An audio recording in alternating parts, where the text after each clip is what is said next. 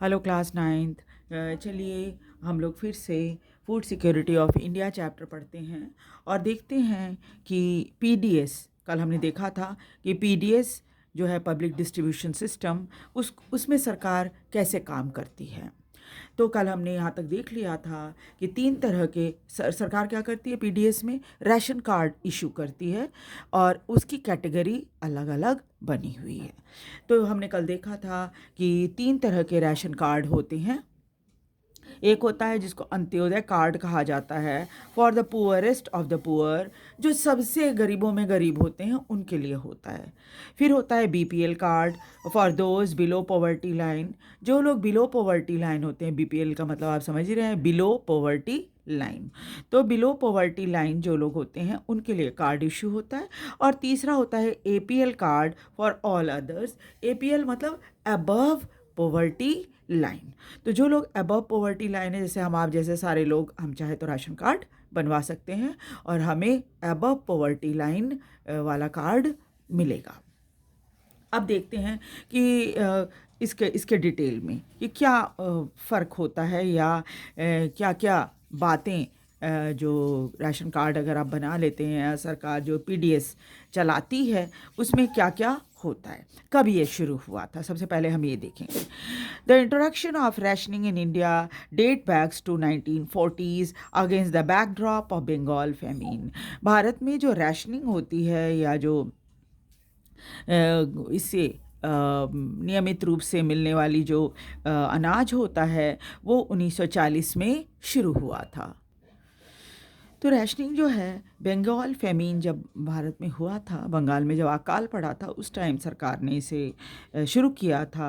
The rationing system was revived in the wake of acute food shortage during 1960s। फिर इसमें थोड़ा सा revive किया गया, इसमें सुधार लाया गया 1960 में, जब देश में अनाज की काफ़ी कमी हो गई थी prior to the green revolution.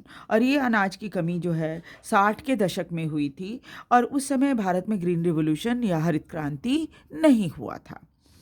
In the wake of the high incidence of poverty level, क्योंकि उस समय भारत में गरीबी बहुत ज़्यादा थी, as reported by NSSO in the mid 1970s। और एनएसएसओ ने ये जो एनएसएसओ जो है, इसने क्या किया था, नेशनल सैंपल सर्वे ऑर्गेनाइजेशन कहा जाता है इसको, NSSO, national sample survey organisation. इन्होंने क्या किया था, एक रिपोर्ट दिया था 1970 के दशक में। उसमें तीन तरह की बातें बताई गई थी।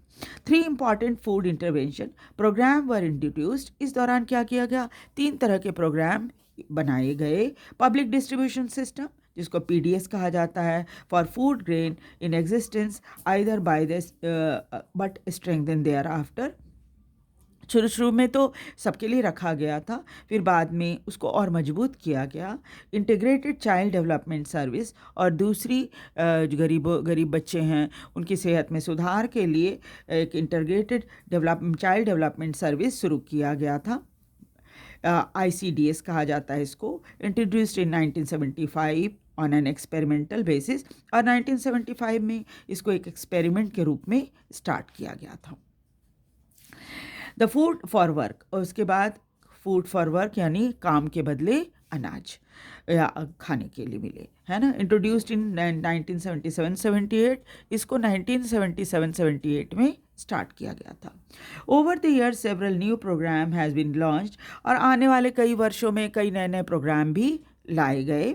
सम have been restructured with the growing experience of administering the programme, और कुछ में थोड़ा बहुत सुधार भी किया गया, उसको दोबारा से ठीक किया गया, क्योंकि सरकार को जैसे जैसे अनुभव हुआ कि कहाँ पर क्या सुधार हमें करना चाहिए, उसके अकॉर्डिंग उन्होंने प्रोग्राम बनाए। At present there are several poverty alleviation programme. अब तो बहुत सारे PAPs हैं या पॉवर्टी एलिविएशन प्रोग्राम्स हैं, मोस्टली इन रूरल एरिया, ख़ास तौर पे गाँव में, which have an explicit food component also. उसमें उसके अंदर फूड वाला हिस्सा यानी अनाज का हिस्सा भी रखा गया है। While some of the programs such as PDS, midday meal, etc. are exclusively food security program, जहाँ तक आप देखोगे कि PDS यानी पब्लिक डिस्ट्रीब्यूशन सिस्टम और दूसरा मिड डे मील यानी जो बच्चों को दोपहर में खाने के लिए स्कूल में मिलता है, वो इसको इसलिए रखा गया था ताकि लोग फूड के मामले में सिक्योर हो सकें। ये सरकार की जो फूड सिक्योरिटी प्रोग्राम है उसके अंतर्गत आता है। Most of the PAPs also enhance food security. ज़्यादातर PAPs जो हैं इसलिए हैं कि ताकि फूड सिक्योरिटी हो सके।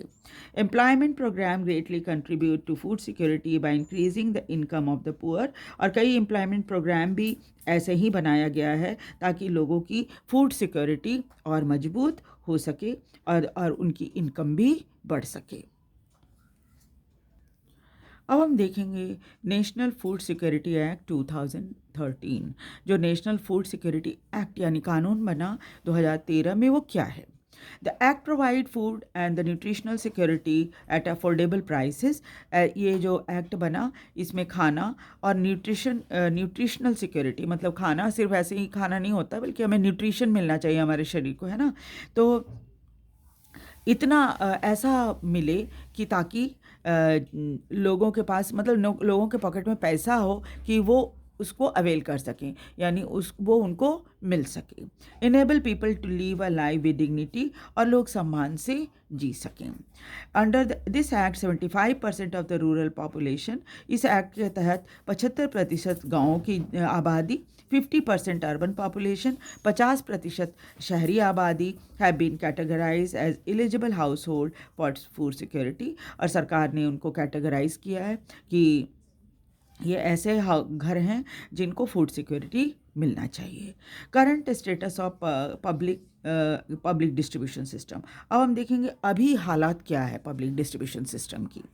Public distribution system is the most important step taken by government of India toward ensuring food security. एक बहुत महत्वपूर्ण कदम है सरकार का, जो चाहती है कि देश में जो गरीब जनता है उनमें भी फूड सिक्योरिटी हो।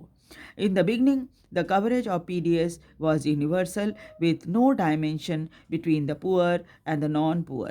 शुरू में जब राशन कार्ड बना था तो कोई कैटेगरी नहीं बनाई गई थी कि गरीब हैं तो उनको मिलेगा, अमीर हैं तो उनको नहीं मिलेगा, ऐसा कुछ नहीं था। सबके लिए बराबर ही राशन कार्ड हुआ करता था। ओवर द ईयर्स, फिर कई साल गुजरे, the policy related to PDS has been revise to make it more efficient and targeted. फिर इसके लिए जो पॉलिसी थी PDS की उसको रिवाइज किया गया और उसको थोड़ा और सुधारा गया और टारगेट बनाया गया कि भाई किनको इसकी ज़रूरत सबसे ज़्यादा है। इन 1992 रिवैम्प पब्लिक डिस्ट्रीब्यूशन सिस्टम, फिर 1992 में फिर से जिसको रिवैम्प पब्लिक डिस्ट्रीब्यूशन कहा गया है उसको इंट्रोड्यूस किया गया। उसमें 1700 ब्लॉक्स में पूरे देश में इसको लागू किया गया था। The target was to provide the benefit of PDS to remote and backward area. और इसमें टारगेट रखा गया था कि सबसे बैकवर्ड एरिया जो है वो और दूर दराज के इलाके हैं उनको ये फूड सिक्योरिटी के तहत जो PDS से अनाज मिलता है वो मिले। उसके बाद जून 1997 में इन रिन्यूड अटेम्प्ट, फिर दोबारा से कोशिश की गई इसकी। 1997 में टारगेटेड पब्लिक डिस्ट्रीब्यूशन सिस्टम बनाया गया जिसको TPDS कहा जाता है। Was introduce to adopt the principle of targeting poor to all areas. और इसमें सबसे गरीब लोगों को टारगेट बनाया गया कि इनको ये सुविधा मिलनी ही चाहिए। It was for the first time that different price policy was adopted for poor and non poor. और उसमें क्या किया गया, इसके तहत जो जितना पैसा देना होता है इसमें राशन दुकान में या जो शॉप होती है उसमें, राशन शॉप जो होती हैं उसमें, वहाँ पर ना कीमत अलग अलग कर दी गई। जो गरीब हैं उनको कम कीमत और जो थोड़े अच्छे कैटेगरी के हैं जो नॉन पुअर हैं उनको थोड़ी ज़्यादा कीमत देनी पड़ती थी। Further in 2002 special schemes were launch. फिर 2000 में 2 स्पेशल स्कीम की गई अंत्योदय अन्न योजना AAY and Annapurna scheme APS was special target groups और पुअरेस्ट ऑफ द पुअर, जिसमें सबसे ज़्यादा जो गरीब हैं उनको टारगेट बनाया गया। द इंडिग्नेंट सीनियर सिटीजन, और जो बुजुर्ग लोग हैं उनको टारगेट बनाया गया कि इनको तो सुविधाएं मिलनी ही चाहिए। The functioning of these two scheme was linked with the existing network of the PDS, और ये दोनों चीज़ें अंत्योदय अन्न योजना भी और इसके अलावा जो एक और स्कीम है वो है अन्नपूर्णा स्कीम, इन दोनों को PDS की कैटेगरी में रखा गया था। इसको जोड़ दिया गया था दोनों स्कीम को PDS के साथ।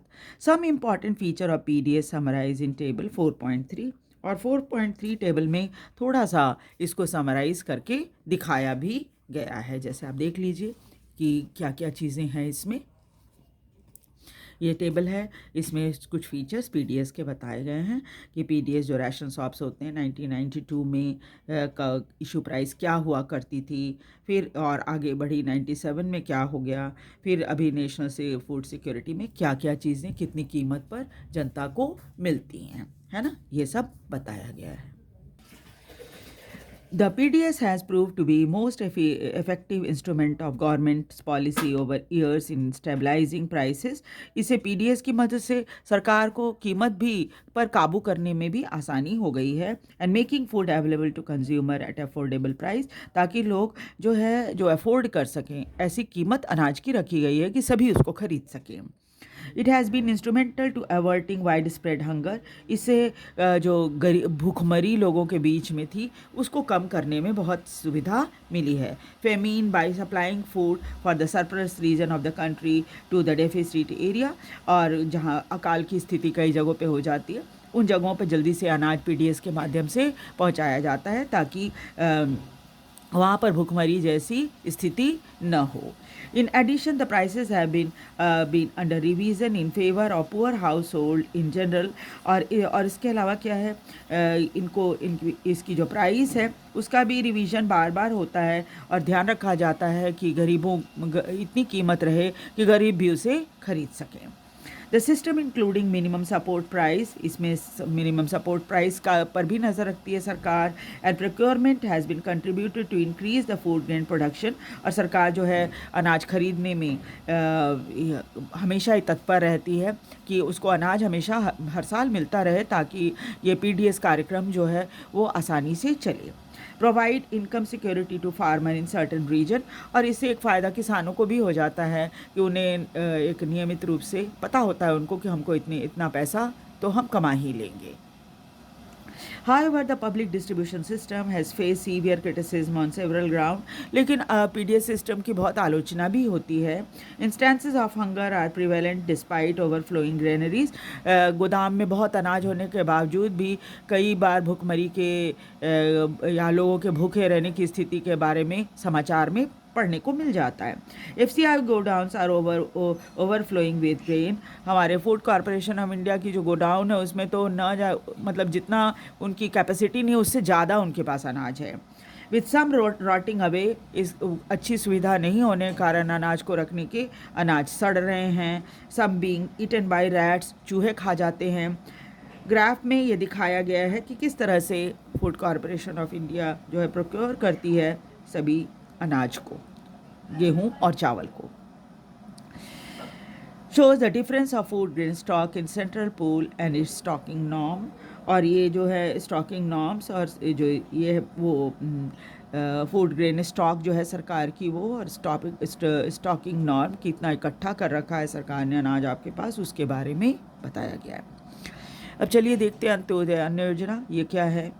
AAY was launched in December 2000. Antyodaya अन्न योजना 2000 में स्टार्ट हुआ था। Under this scheme 1 crore of the poorest among the BPL families covered with a targeted public distribution system were identified. इसमें उन लोगों को जो सबसे ज़्यादा गरीब है, BPL में भी, बिलो पॉवर्टी लाइन में भी जो सबसे ज़्यादा गरीब है उनको टारगेट बनाया गया था। Poor families were identified by respective state rural development department through below poverty line सर्वे, और उसके बाद सर्वे की गई बिलो पॉवर्टी लाइन की, और उसमें देखा गया कि सबसे ज़्यादा गरीब कौन है। 25 kilogram of food grain were made available to each eligible family at the highly subsidized rate of 2 rupee per kg for wheat and 3 rupee per kg for rice। और उसमें जो बहुत गरीब हैं उनको 2 रुपये किलो गेहूँ और 3 रुपये किलो चावल दिया गया। This quantity has been enhance for 25 to 35 kg। पहले तो इन्हें 25 किलो ही मिलता था, अब 35 किलो अप्रैल 2002 से मिलने लगा था। The scheme has been further expanded twice by adding 50 lakh BPL family in 2003। और BPL फैमिली यानी बिलो पॉवर्टी लाइन फैमिली जो हैं उनकी संख्या जो है करीब 50 लाख हो गई थी। And in August 2004 with increase 2 crore family has been covered under AAY। और 2004 आते आते तो करीब करीब 2 करोड़ लोग जो है वो इसके अंतर्गत आए गए हैं। अब हम नेक्स्ट क्लास में ये देखेंगे कि 2014 के बाद FCI क्या क्या कर रही है और कैसे वो अनाज किसानों से ख़रीदती है और फिर PDS के माध्यम से जनता तक पहुंचाती है।